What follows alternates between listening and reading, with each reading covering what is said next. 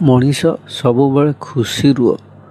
କାହା ଉପରେ ରାଗିକି ଆକୁ ମାରିବା ତାକୁ ମାରିବା ଏମିତି ଭାବିଲେ କିଛି ଲାଭ ହବନି।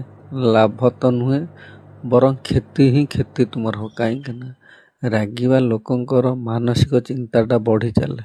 ଆଉ ମାନସିକ ଚିନ୍ତା ବଢ଼ିଲା ମାନେ ସବୁ ପ୍ରକାର ବେମାର ଦେଖାଦିଏ। ସେଥିପାଇଁ ଖୁସିଟା ହେଉଛି କିଛି ଦେହର ଉପକାରୀ ଅଂଶ।